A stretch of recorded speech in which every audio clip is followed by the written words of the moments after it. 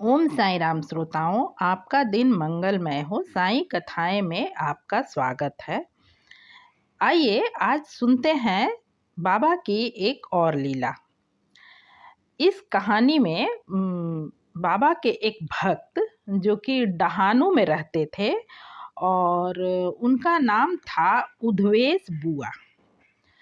तो ये बाबा के भक्त थे, ये शिरडी जाया आया करते थे और बाबा पर इनकी बहुत श्रद्धा आस्था थी। तो एक बार ऐसा हुआ कि ये उधवेश बुआ अपने कुछ मित्रों के साथ इन्होंने तीर्थ यात्रा करने का मतलब प्रोग्राम बना इनका कुछ मित्रों के साथ। होता है ना कि कुछ लोग मिलके अपने आसपास के 2-4 तीर्थों का पर्यटन करने घूमने निकलते हैं। तो वही इनका भी अपने कुछ मित्रों के साथ ऐसा ही एक प्रोग्राम बना।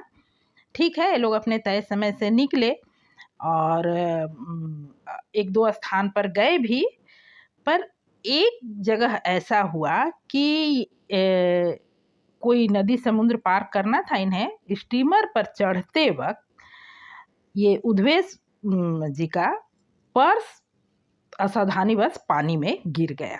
बटुआ असावधानीवश गिर गया पानी में। अब कोई उपाय तो वहाँ था नहीं, वो गहरे पानी में चला गया।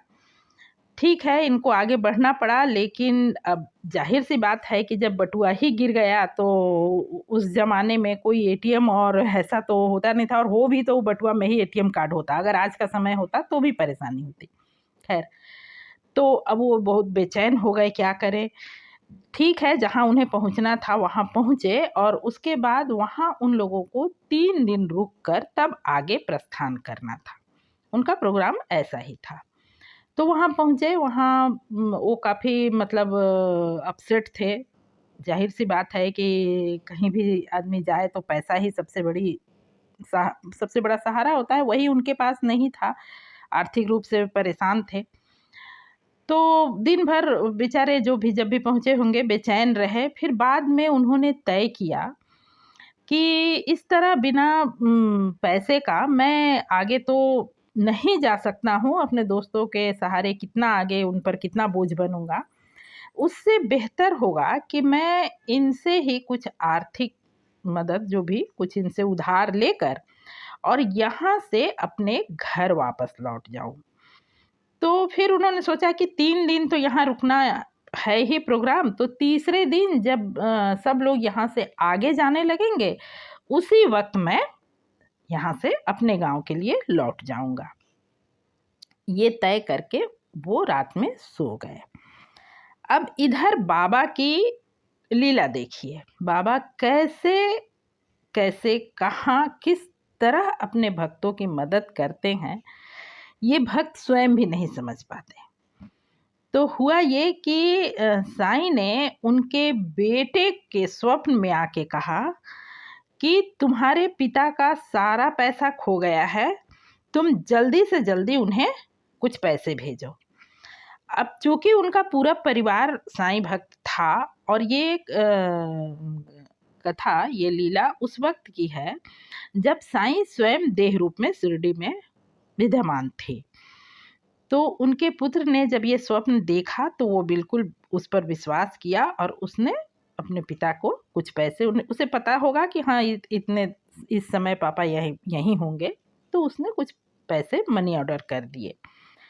और उस पैसे को पाकर जाहिर सी बात है कि बुआ साहब को कितनी प्रसन्नता हुई होगी और वो उस तरह से अपना तीर्थ यात्रा जो वो कर रहे थे उसे वो आगे बढ़ा पाए। ठीक है, आगे को वो लोग बढ़े। तीसरे दिन जिस तरह उन्हें जाना था जहाँ, वो लोग अपना आगे बढ़े, वो अपना यात्रा कर रहे थे।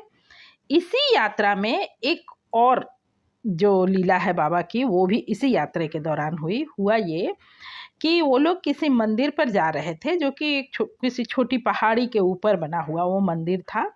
तो उस पहाड़ी को ये लोग पैदल ही चढ़ रहे थे। तो इनको जो उधवेश बुआ थे, ये थोड़े से थकावट हो गई होगी या जो भी, ये थोड़े से पीछे छूट गए और इनके साथ ही कुछ आगे बढ़ गए। थोड़ी देर के बाद में इन्हें प्यास सी लगने लगी।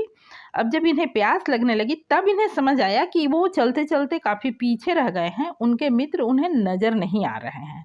उन्होंने आवाज़ दी पर आवाज़ भी शायद नहीं पहुंच पाया इनके मित्रों को, मतलब बेख्याली में थोड़ी सी दूरी अधिक हो गई होगी तो आवाज़ नहीं पहुंच पाया। अब चूंकि ये आवाज़ भी दिए, कंठ से चिल्लाए होंगे, तो उसके कारण इनकी प्यास और भी तीव्र हो गई और ये प्यास से बिल्कुल मतलब बेचैन हो उठे। अब इन्हें ऐसा लगने लगा कि अब ये इस तरह प्यासे रहकर तो ऊपर नहीं चढ़ पाएंगे। बहुत मतलब परेशानी हुई और मतलब असमंजस में पड़ के इधर उधर देखने लगे कि अब क्या करें, बिल्कुल व्याकुल हो उठे प्यास से। तभी इन्हें सामने से एक फकीर आता हुआ दिखाई दिया, जिसने कि इनके पास आकर इन्हें पानी दिया, जल दिया, इनकी प्यास बुझाई और इस तरह यह पानी पीकर संतुष्ट होकर आगे बढ़े और इन्होंने अपना वहाँ दर्शन किया और इनका तीर्थ यात्रा जो भी जितना भी इन लोगों ने तय किया था वो अपना पूरा करके वापस घर लौटे। घर लौटने के कुछ महीने बाद, चूंकि ये हमेशा शिरडी जाया करते थे, तो कुछ महीनों के बाद इनका फिर शिरडी जाने का प्रोग्राम बना और ये बाबा से मिलने शिरडी पहुँचे। जब ये शिरडी पहुँचे, जैसे ही इन्होंने द्वारका माई में कदम रखा, बाबा के सामने सामा बैठे हुए थे। तो बाबा ने सामा से कहा, क्यों पैसे पानी में गिरा दिए तो कैसे आगे जाते? भिजवाए ना मैंने पैसे, और प्यास लगा था तो पानी भी पिलाई, पी थी पानी। जैसे ही बाबा ने ये शब्द कहा, आप कल्पना कीजिए कि उद्धवेश बुआ को सारी बातें याद आ गई, उन्हें सारी बातें समझ आ गई। वैसे वो ऋणी, देखिए हम जब कभी किसी मुसीबत में हो और हमें कोई मदद मिल जाए, हम अपने आप को साईं के ऋणी तो मानते ही हैं, पर बाद में जब ये पता चला कि वो जो भी मददगार साबित हुआ है, जो व्यक्ति ने हमारी मदद की, वो व्यक्ति कोई और नहीं स्वयं साईं ही थे, तो कितनी मतलब कैसी फीलिंग आएगी, कितना मन आह्लादित हो उठेगा। बस वही उनके मन में भी हुआ और उन्होंने दौड़कर बाबा के चरण पकड़े और अपना बाबा से उन्होंने प्रार्थना की, अपना जो भी धन्यवाद दिया कि साईं आपने मेरी ऐसे ऐसे जगह में मदद की, और फिर वहाँ वो बाबा से आशीर्वाद प्राप्त किए। तो आज के लिए बस इतना ही। यदि आपको ये वीडियो मेरा वाचन पसंद आ रहा हो तो वीडियो को लाइक के साथ साथ चैनल को सब्सक्राइब करें। आपने पूरा वीडियो सुना, इसके लिए आपका हार्दिक हार्दिक धन्यवाद। मिलते हूँ फिर से किसी वीडियो में, तब तक के लिए नमस्कार। ओम साई राम।